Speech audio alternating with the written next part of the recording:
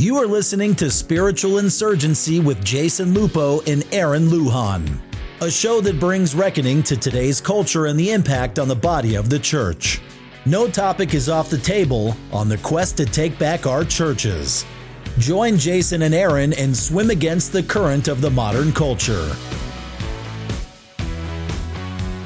Welcome to Spiritual Insurgency. I'm Jason Lupo with my co-host, Aaron Lujan. Good morning, Jason. What an exciting time to be alive. What a time. What a difference that a presidential administration can make as opposed to what we saw the last 4 years. It's a brand new day. I mean, it's like people wake up, I think they're refreshed. Yeah. I think they're refreshed that, like, they're waking up, they know that, like, they're no longer going to have to stare at pronouns in emails from government officials. Mm-hmm. Like, I remember the first time I saw that, I was like, what is this? Like, people would just be like, yeah, such and such, pronouns he, him. I'm like, I know you're a guy. Like, why are you telling me? It's they, that. The plural. Yes. That's the one that always killed me. It's like, you can't be multiple people. You can't be liberal and grammatically correct at the same time. No, it's obvious. Except every English professor and every English teacher probably in the entire country is pretty much liberal.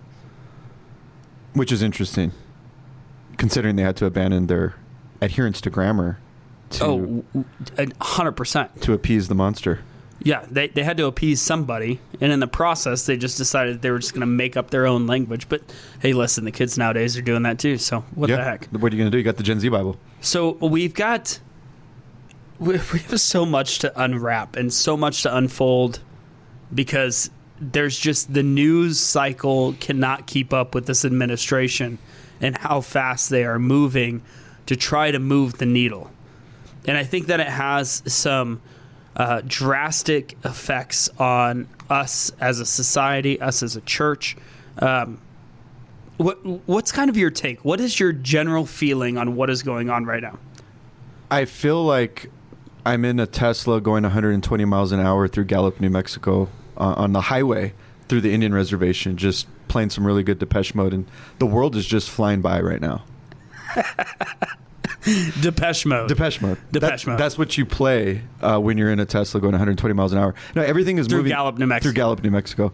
Everything is going so quickly. I feel like we're at a point now where the gas has been hit, pedal to the metal, and as you said, Jason, the news cycle can't keep up with everything that's going. I don't know if this is by design. I don't know if it's nefarious. I don't know if it's an agenda. I don't know if it's organic in nature, but things are moving quickly, and I don't know what to... I mean, if we stop and pay attention to one issue, 17 other issues just fly by us. So it's... I think for the purposes of a radio show, we need to prioritize really what the church should be focused on right now. And I don't know what that is. What do you think it is right now, Jason? I think the overwhelming word, and this is a word that I've used for, the past 6 years is like the primary focus. But the word of the day and the word of the week and the word of this administration truly is accountability. And if you are sitting there as the American public and you're looking at what Elon Musk and the Department of Government Efficiency is removing, you look at it and you go, how did somebody ever allow my taxpayer dollars to go and fund this?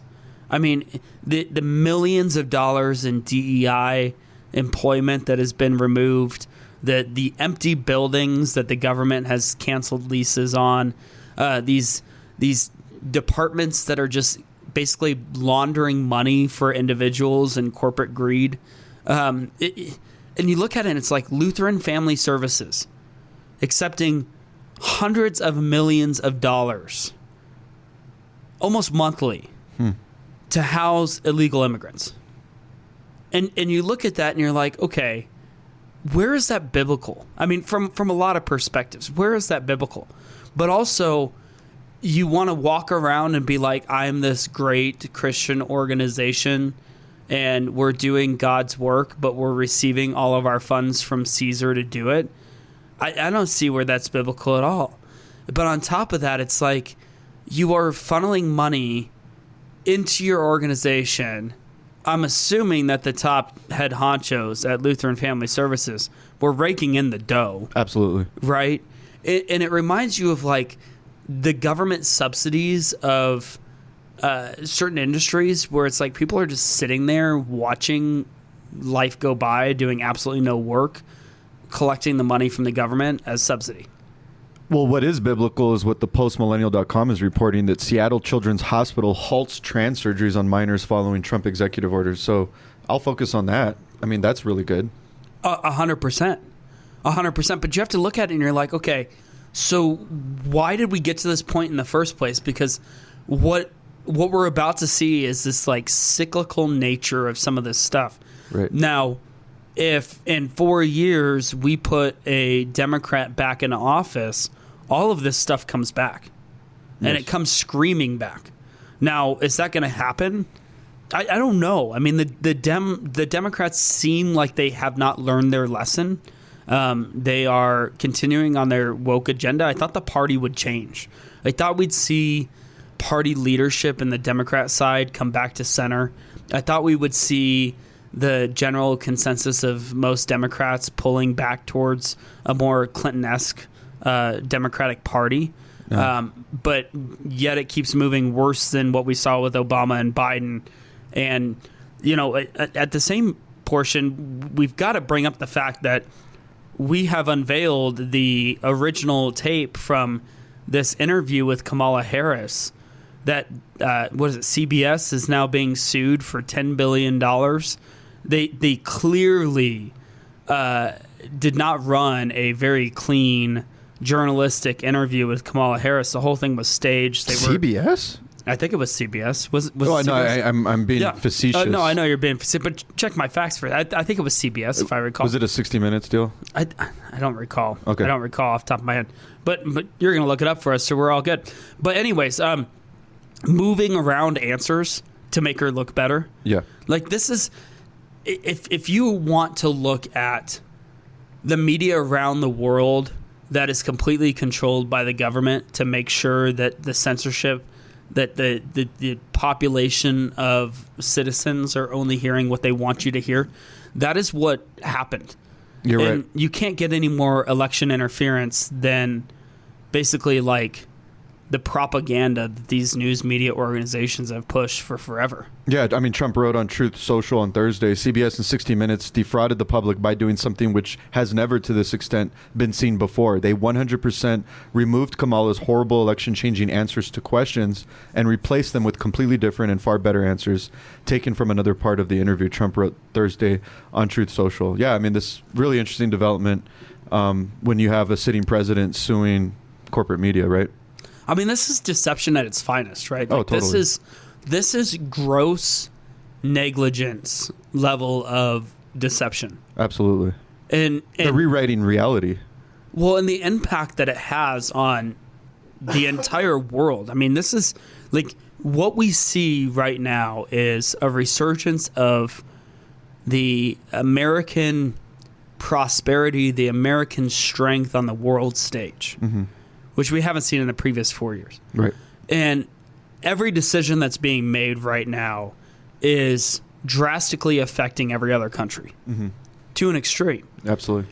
And when you have somebody or individuals or a corporation like CBS think that they are so important that they can drastically change the outcome of an election or attempt to drastically change the outcome of an election, therefore interfering with the entire global stage, that's a problem. Well, it's a big problem, and it looks like Trump's going to go out fighting on this. Fox News is reporting Trump announces executive order creating task force to, quote, eradicate anti-Christian bias. Trump to sign executive order to create a Department of Justice task force to end the war on Christians. Are you familiar with this? I was not familiar with this as of this morning. I'm not. I'm very intrigued, though. Yeah, so announced at the National Prayer Breakfast in Washington, D.C. on Thursday, he's going to sign this executive order to eradicate anti-Christian bias. Apparently, that's going to be a DOJ task force that's going to work to fully prosecute anti-Christian violence and vandalism in our society and to move heaven and earth to defend the rights of Christians and religious believers nationwide. When I read this, Jason, there's a part of me that takes a pause? Is this just red meat to appease his Christian base? Because logistically, pragmatically, how do you eradicate anti-Christian bias? I mean, that just seems like a very general, large macro term. I don't know how that's going to practically get implemented. I don't think that you can. And we are promised in Scripture that we will be persecuted, right? And so this idea that persecution of Christians will go away at some point under a Trump administration, I don't know as though that truly exists. I think that the church does need to understand that, like, I believe that Trump gaining office is this warning, right? It's this final, like, you guys have an opportunity. We have an opportunity as Americans. We have an opportunity as Christians, as a church, that we have 4 years to make a substantial impact. Now, where something like this does come into play is that the Biden administration was throwing Christians in jail that were protesting abortion clinics, throwing them in jail, locking the cell door, swallowing the key. But we already have free speech laws protecting that, so I don't understand why we need these executive orders and these task forces. Well, we do and we don't, right? Because if you look into free speech, number one, here's the massive problem that people don't understand with the with our First Amendment rights of free speech. Free speech applies in the public square. Okay. So free speech applies in the public square, which most people forget about that. Now, the question becomes, what is a public square? What is a public entity? And if you look at, like, the state of Colorado, because we're in the state of Colorado, and you look at our public accommodation laws, pretty much any business that opens their doors to the outside public becomes a public place. Now, that definition removes the ability for any private organization to act how they feel fit, which I believe is a First Amendment violation. But what they're claiming is because a business has opened their doors to the public, they're now a public entity, and they've created a public square, which I believe is wrong. I don't believe in that definition. I think it's terrible. But when you look at, like, the NFL and the kneeling and the messaging that was taking place, and everybody goes, well, no, you can't tell athletes that they can't kneel. Well, yes, you can. It's a private entity. It's a private organization that can control what their athletes do because they're under contract. They're employees of these teams and of the NFL. And so the argument kind of gets taken away. Now, when you look at, like, social media, the argument really became, did Facebook create a public square? Because when Facebook was doing all their censorship, that was the legal argument that would have to be made to eliminate Facebook's ability to censor, was that Facebook had created a public square. So going back and rounding out this conversation and going a little bit further, does the First Amendment apply to the point where you don't need this order? Yes and no, right?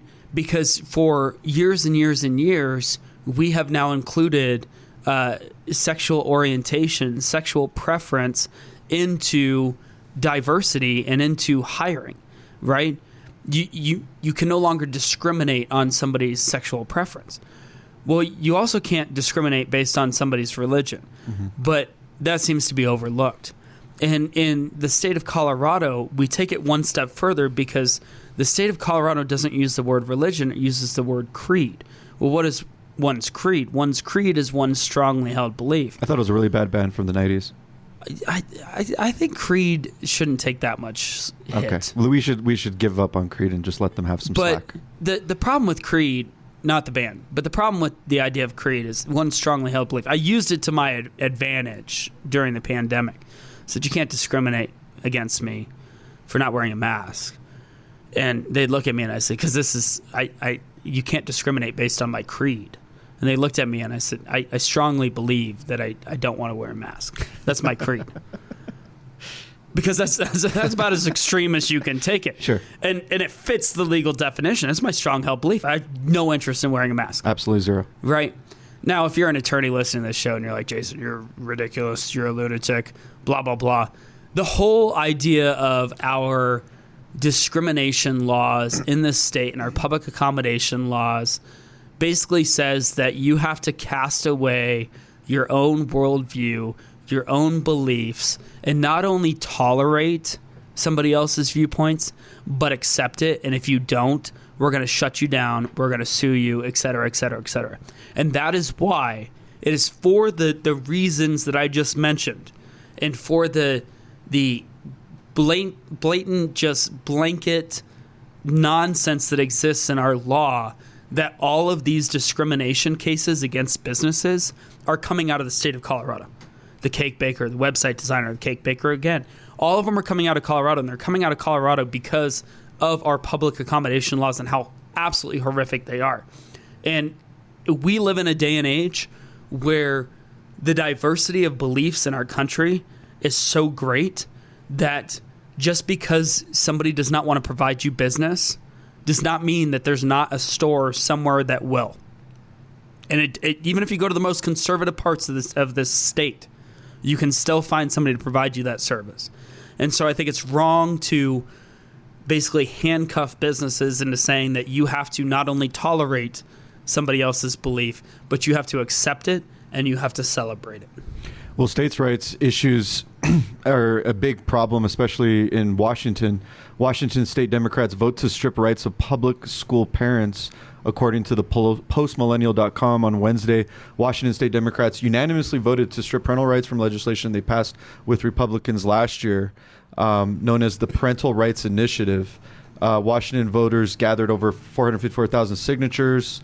Essentially, the bill lays out 15 rights that parents of public school students have, including notifying parents of academic, medical, safety, and law enforcement issues, and the right to examine and request records and educational materials. The measure was part of a State of Common Sense Citizen Initiatives last session intended for a statewide vote. You know, I don't understand how a bunch of bureaucrats can just sit up in an ivory tower and just say, sorry, parents, you no longer have rights. I'm trying to understand that. Do you understand what's going on in Washington? But I don't specifically Washington, but Colorado just passed a piece of legislation that now allows 12-year-olds to release their mental health records, like sign away their mental health records. The problem is that what the Democrats are trying to do and what these school districts are trying to do is eliminate the parent from the conversation, because then they have complete and utter control over that child. They can raise them how they want, and they can basically ingrain their beliefs, their woke ideologies into a child at a very, very early age. And this is a huge problem. And the Trump administration is looking at trying to kind of take back a little bit of power when it comes to this, and say, listen, we're going to pass a quote-unquote Parents' Bill of Rights. But it's got to go to an extreme. We've got to get back to this idea that, like, number one, pick an age at which a child is an adult, because that irks me to no belief. Like, you could be charged as an adult at 18 for a crime, but you can be charged as an adult at 18 because you understand what you've done and the consequences. But you can't buy a weapon until you're 21. You can't drink alcohol, buy cigarettes.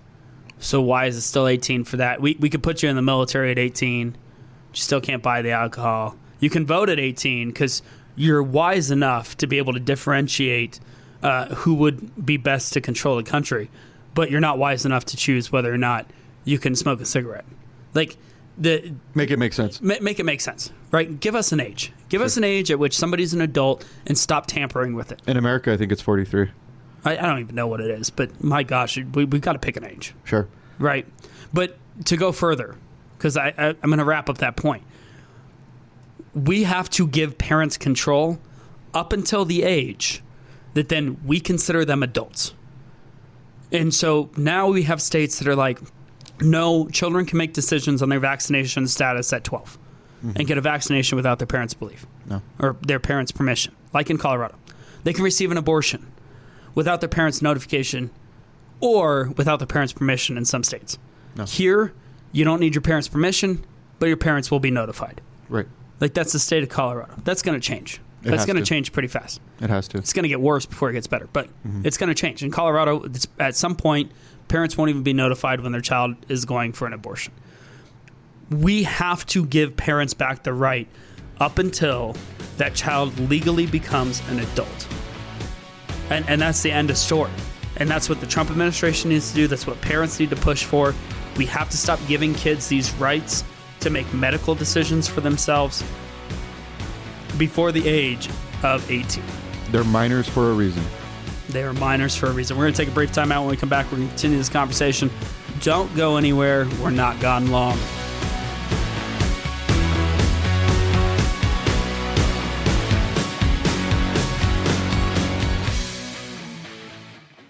Teamwork is at the core of any successful organization.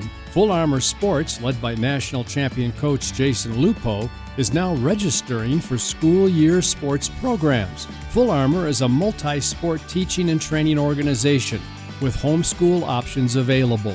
All of Full Armor sports coaches are certified and experts in their field.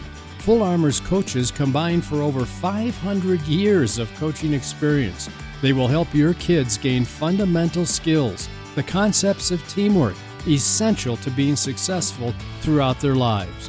Multiple sports options are available now, from swimming, softball and volleyball, to powerlifting and youth MMA. The faith-based approach to making sports fun and productive are a great choice for your kids at Full Armor Sports Teams. Learn more at fullarmorsportsteams.com.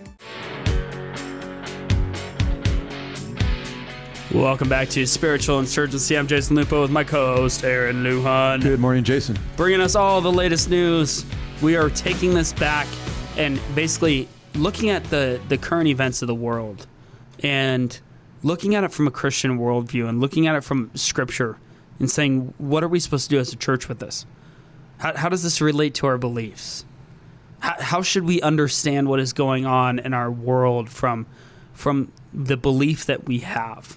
And no other news source is doing this. No. This is special. We're special. Giving you special content. You're special, Jason. So anyways, Aaron, what you got? NBC News, everyone's reporting. Trump defends Gaza proposal, says territory would be turned over to U.S. by Israel. President Donald Trump doubled down on controversial plans for the Gaza Strip on Thursday, saying the Palestinian enclave would be, quote, turned over to the United States by Israel, end quote, once the war there ends. You know, I was talking to Jason on the way up to the studio this morning. I listened to what President Trump had to say, and I wasn't sure if I was in a Marriott timeshare presentation, because they were definitely using a lot of buzzwords like the Riviera. And, I was asking myself, are my Marriott points going to transfer over to Gaza, like once this deal gets done? Because I don't know what is happening right now.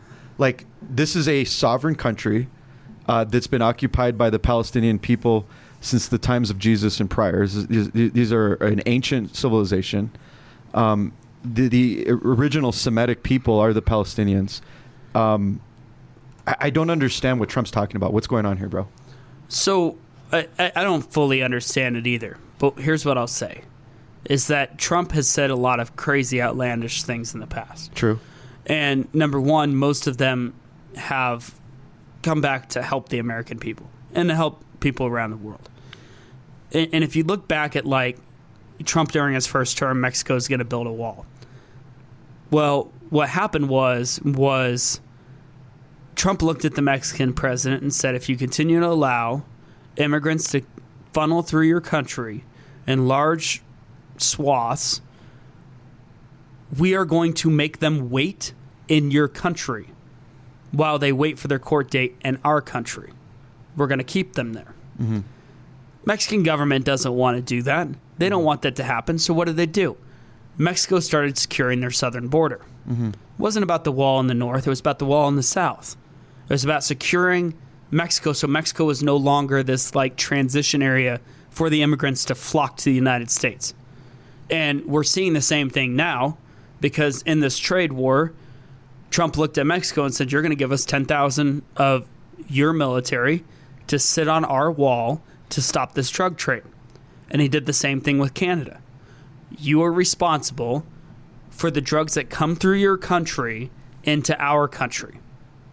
You're responsible for that, and you're going to help us stop this. And so when we look at what is going on in Palestine, and what's going on in this Gaza Strip, my assumption is twofold. Number one is that this area would probably be peacefully handed over to the United States to control, probably as part of some sort of peace negotiation. And I don't know as though it would drastically disenfranchise the Palestinians at that point or the Israelis.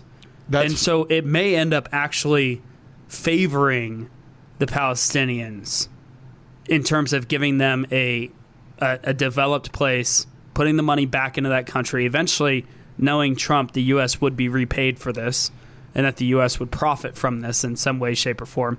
But rebuilding this country and rebuilding this Gaza Strip to allow for the repopulation in a way that is going to keep Israel safe and provide the Palestinians a place to call home. I'm not sure if the Palestinians are buying this, though, Jason. Palestinian Authority President Mahmoud Abbas rejected Trump's bid to take over Gaza, saying Palestinian leaders would, quote, not allow any infringement on the rights of our people, and, quote, calling the effort a, quote, serious violation of international law. And in the article, they bring up the Nakba, which was a event that took place in 1948 when some 700,000 Palestinians fled or were forced from their homes during the creation of Israel. So this proposal is bringing back memories of recognizing Israel as a internationally recognized state, that it would require the displacement of some of these Palestinians. And so the concern here is these 2.2 million Palestinians that are already living there, are they going to be displaced? You know, Trump is talking about they're going to be the Riviera of the Middle East, and that there's going to be, the Palestinians will be able to move back, and they're going to have all these amazing homes. There's a lot of questions. I mean, we're not treating these people like adults. It sounds like we're treating them like children. These are the rightful people of the land. I don't understand how the United States can enter the chat and say, we're going to go ahead and just move you guys over here. We're going to go ahead and rebuild this area for you and allow you back. What authority does the United States have to even be able to say this? I'm getting creepy vibes from this. You have to look at it from a couple perspectives. Number one is that the Trump administration has never, in its entire existence, from the first term to this term, been pro-war, pro-conflict. Sure. Right? Trump has chosen to try to resolve conflict around the world in other facets, in other fashions, by economic penalty, et cetera, right? Tariffs, blah, blah, blah. Maintain the peace through other alternatives than putting boots on the ground with military weaponry. And in fairness, he did say no soldiers by the U.S. would be needed. So I think that there's an attempt to create a peaceful two-state transition. Solution? Okay. Is this a two-state solution?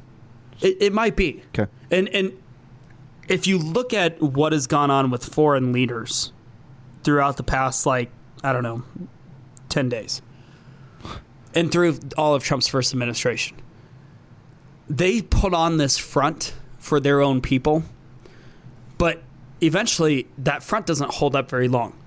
You look at Trudeau, you look at the Mexican president, both of them were like, there's no way, we're going to have retaliatory tariffs, and then 4 hours later, they've given in. Sure. And so there's a rhetoric battle that's going on.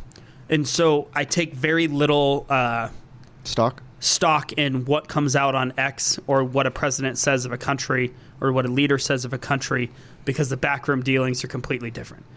Number two is that we have a long history in this world of countries, of NATO, of whatever it is, going into countries that have been involved in war and putting money in to regenerate the country, to bring the country back into their feet, to ensure that they have a peaceful transition of power, which sometimes has worked and sometimes has been absolutely atrocious, because I don't know what the heck our CIA has done in some of these situations other than make some of these countries in the Middle East far worse than before.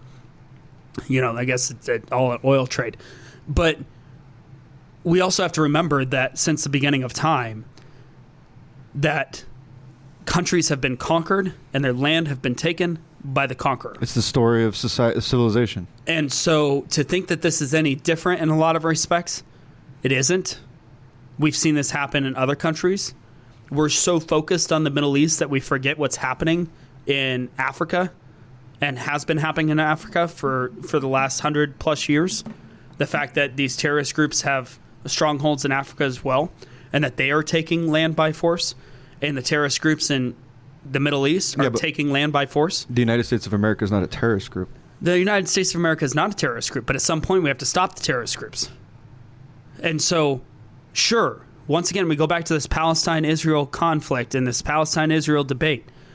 The Palestinians have allowed the terrorist groups into their quote-unquote country, who have continually launched airstrikes at Israel daily for years, and now they're wondering why Israel decided to take the stance that they took to start getting rid of the terrorist groups in Palestine.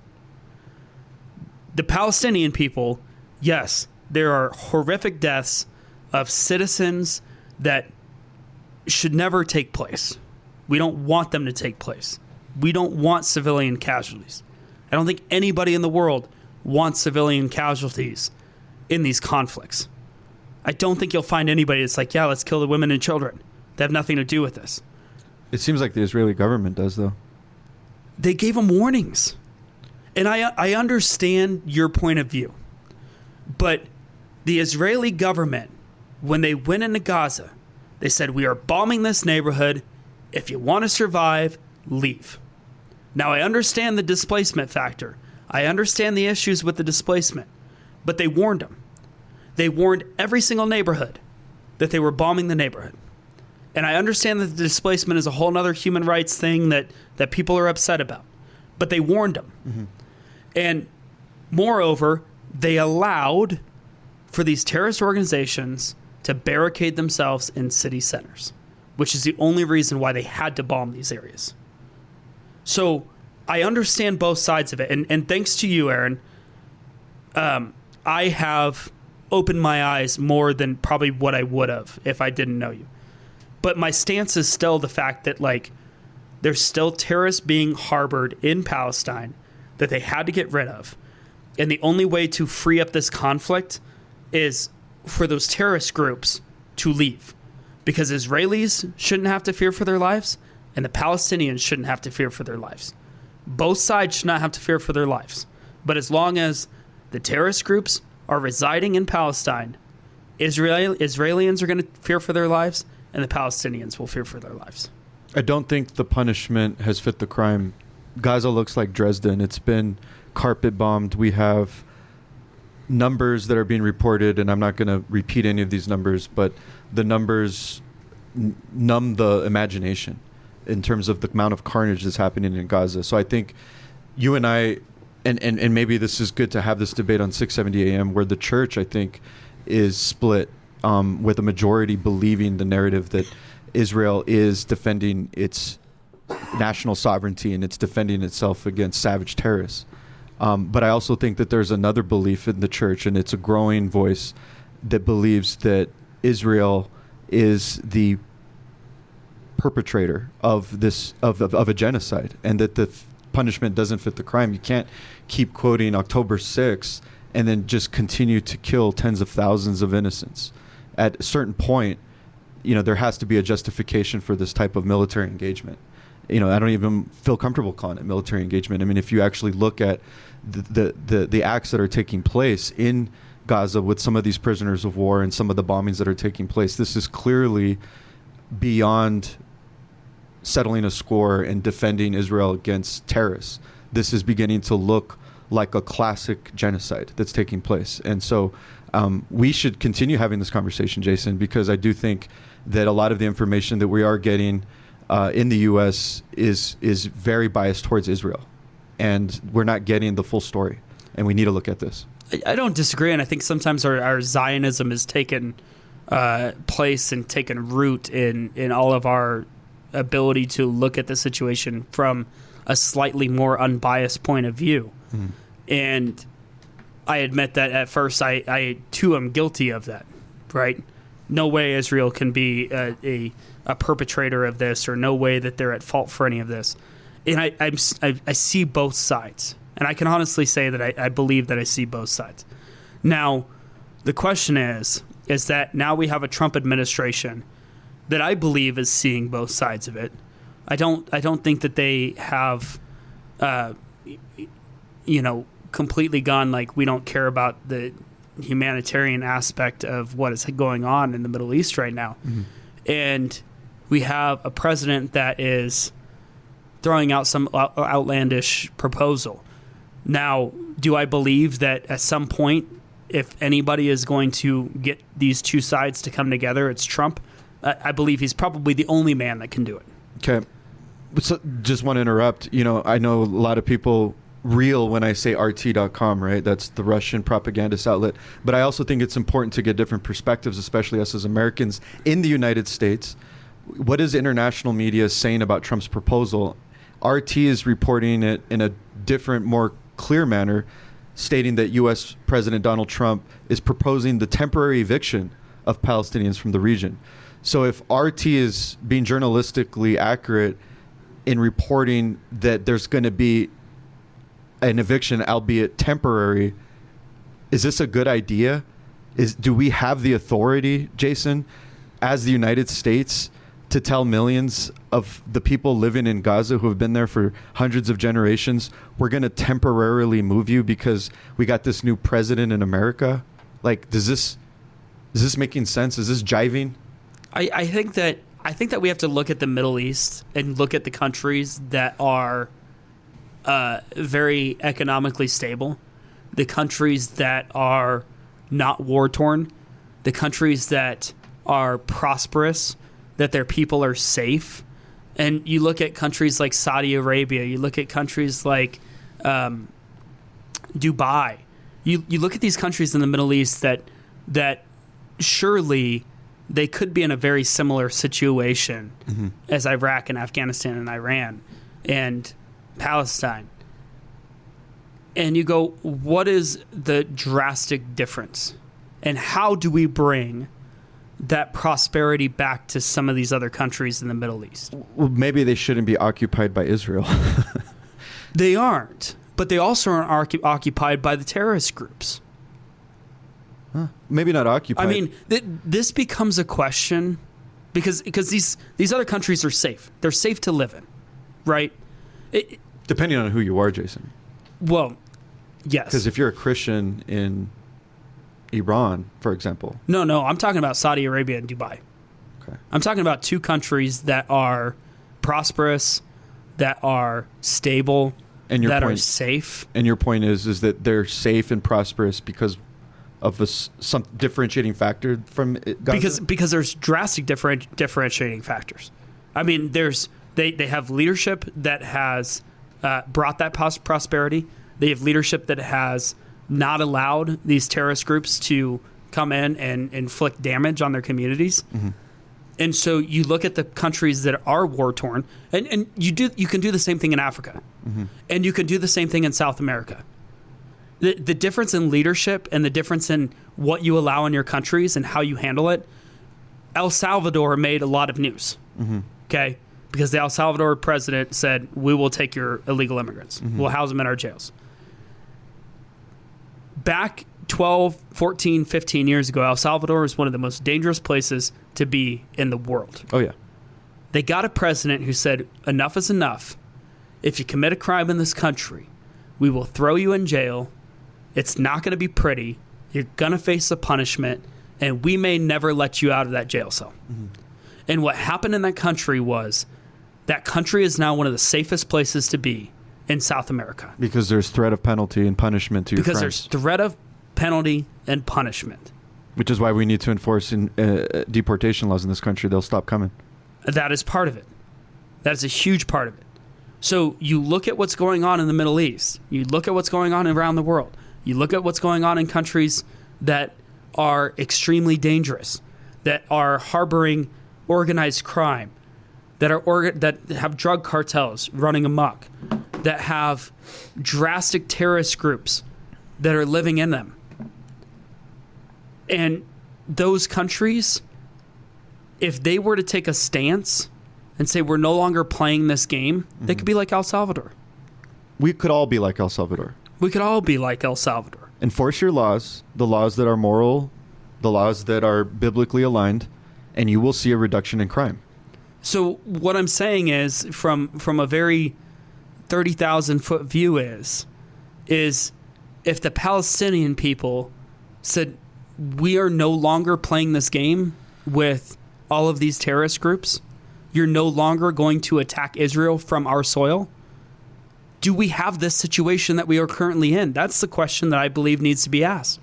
And does somebody like America, does a country like the United States, if they were to come in and say, look, we're going to build up this country, we're going to secure its borders, we're going to have a place for the Palestinians to reside, you are not to attack Israel, you are not to allow terrorist groups into this land, we will no longer allow crimes to be perpetrated against Israel, and we will no longer allow Israel to perpetrate crimes against Palestine because we're done with this. Does it change? Is that what is feasible under a Trump administration potentially taking over the Gaza Strip? Well, I mean, what they're proposing is a displacement of people. They're proposing, from what RT's reporting, that these are going to be people that are going to be temporarily removed. They're already temporarily removed. But they're asking them to leave Gaza, and they're asking Egypt and other neighboring countries to take these people in. And it from what I know, which, by the way, there's no presentation or proposal of this plan. This is all rhetoric. This is all late-breaking news, is what it is. And it's all rhetoric. And it's developing. We didn't get a 2-hour presentation of how this thing is going down. No. And so you and I are we're reacting, making guesses. Sure, we're speculating. We're making guesses of how this thing is going to go down because nobody has said, like, this is how it's going to happen. Yeah, well, maybe they're just getting practice for deportation exercises. I mean, if you're able to move millions of people from one country to another, then you can clearly crush it in the deportation game, right? Well, I mean, imagine if you said this, and I'm just, once again, we're making stuff up, okay? We already have a displacement factor that's existed within the Gaza Strip, and so you displace everybody, you rebuild Palestine. And then you go, okay, we're going to let you back in, but you have to agree to these terms. And we're going to vet everybody that comes back into this area. I don't see a problem with that. Will you be willing to do that? Yeah. You'd be willing to leave your home and your country and go to Egypt for a couple months with the pinky swear promise that they'll let you back in after you prove that you're able to come back and you're not a threat? We don't exist in a situation that is anywhere near what we see in Palestine. But if that were the case in Colorado, let's say the Venezuelan gangs actually took over the entire state, which could be a possibility. It's definitely feasible. Absolutely. Number one, I'd probably want to leave. But number two, I'd look at the people in the community and go, like, what are we going to do about this? Yeah. Like, these people are ruining our community. And see, that's the problem, is that we should be looking, and this is what we're not doing in Colorado right now. We should be looking and going, like, look, we elected you, take care of this problem now, right? Trump's in office. We're going to start deporting illegals, get on board, or we're going to replace you.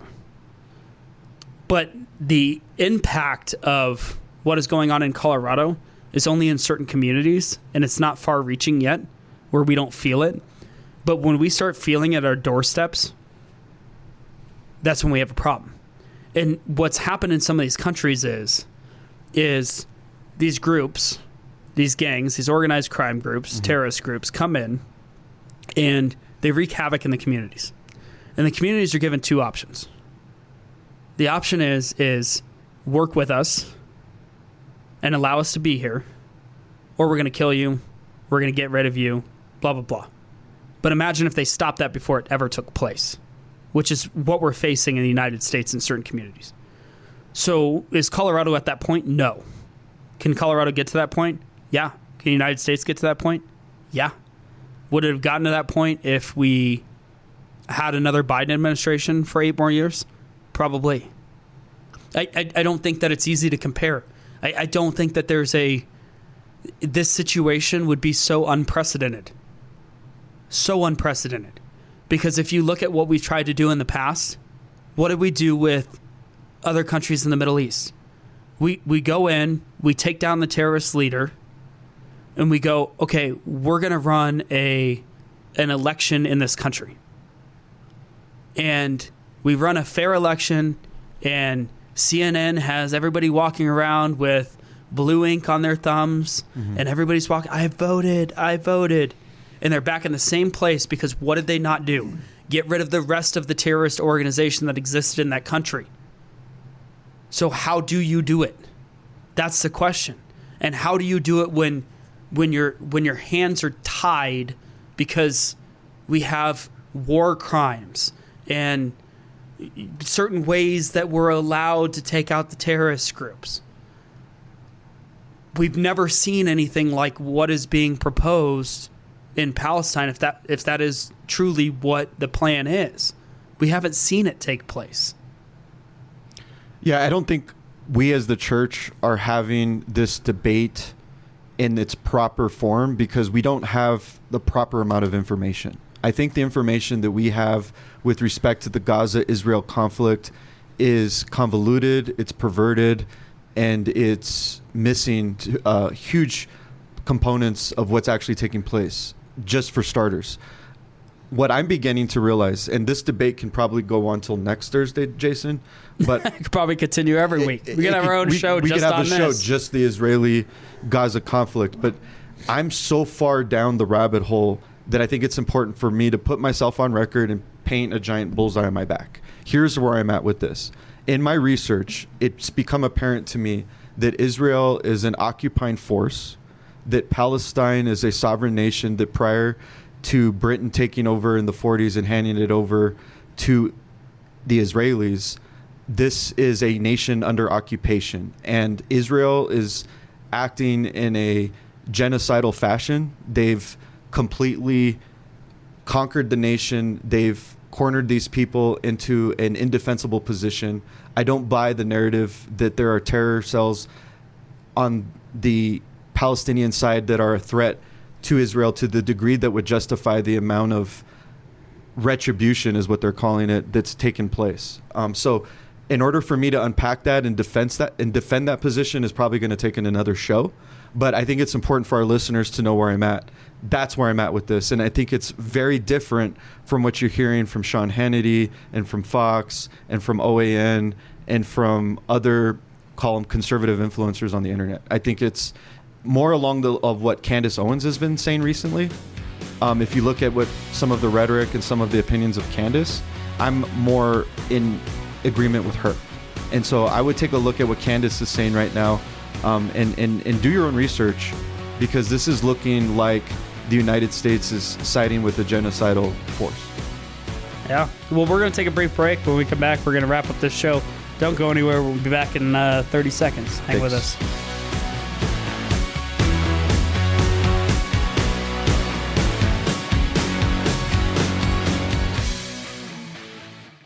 Full Armor Sports Teams has a new facility for after-school youth programs. It's located at 2380 Montebello near North Academy and Union, with 2 pools for swim lessons and swim teams, a weight room for powerlifting, conditioning, and more. Full Armor Sports Teams is a Christ-centered and family-oriented organization bringing the youth of Colorado Springs together. For more info on after-school and homeschool programs, go to fullarmorsportsteams.com or call 719-629-SWIM. Welcome back to Spiritual Insurgency. I'm Jason Lupo with my co-host, Aaron Lujan. Good morning.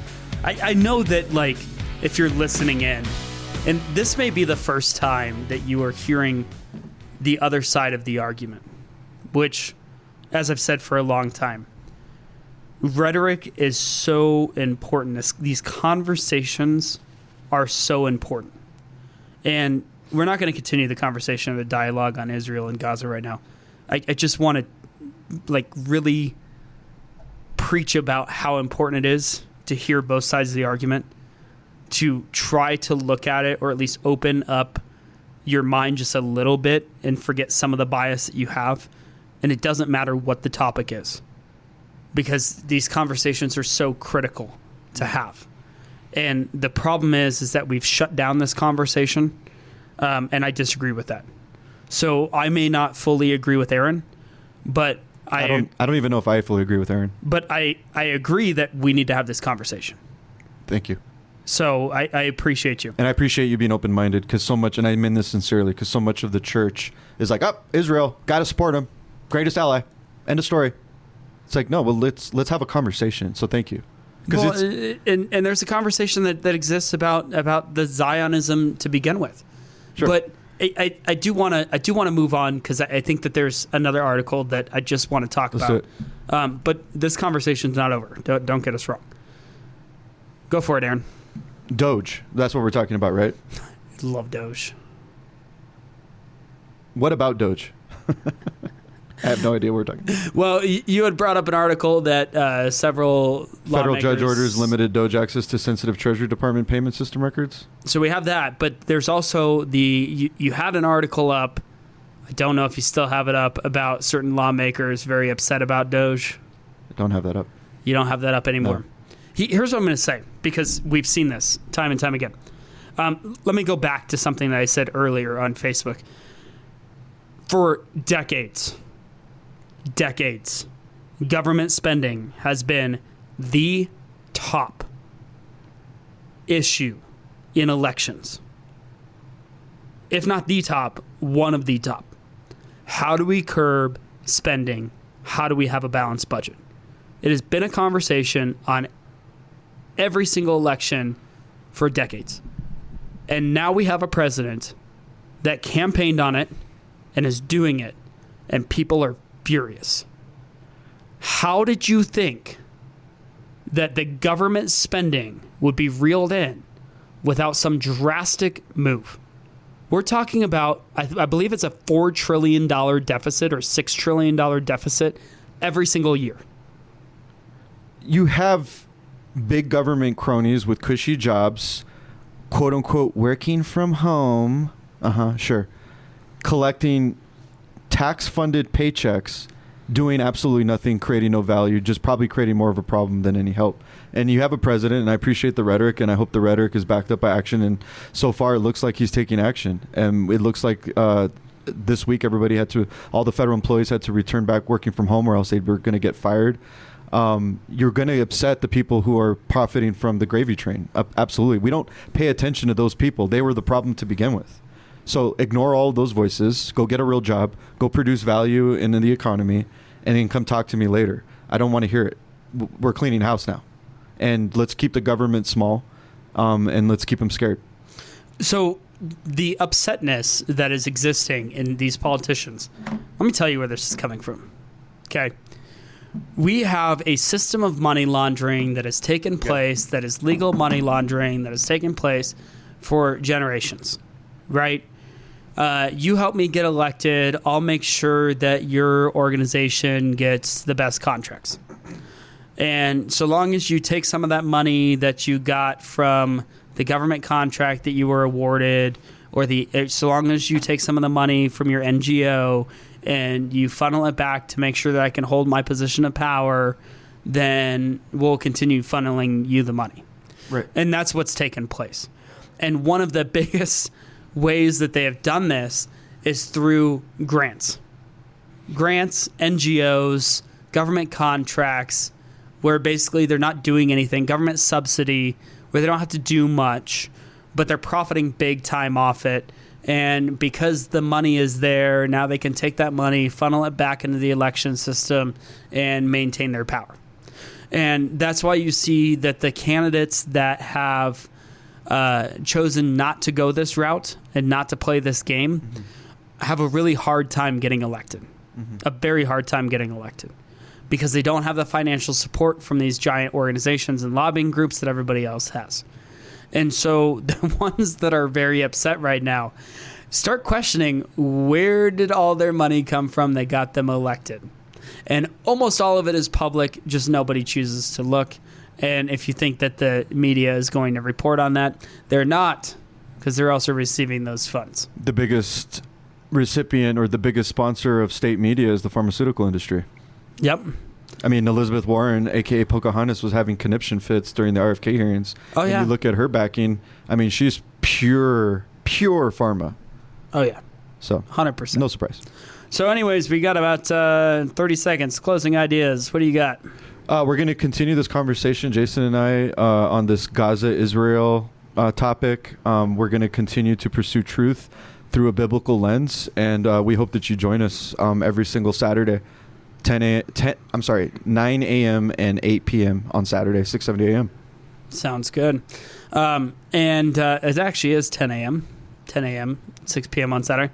But join us online, spiritualinsurgency.com. Hit that donate button at the top. We could really use your support. Yes. And if you have any comments, questions, etc., just go to the bottom of that website and send us a message. We would love to hear from you. We want to know that you're listening. We want to know what you care about. And once again, question everything. Question what is going on in the media today. Question whether or not you're receiving the truth or some jacked up portion of the truth. Because who knows anymore what is truth and what is not. What is the truth? What is the truth? Jesus. You can't handle the truth. Ask Pontius Pilate. If you look for truth, though, you will always end up back at Jesus. Amen. Have a great, blessed day. We will see you next Saturday. Peace.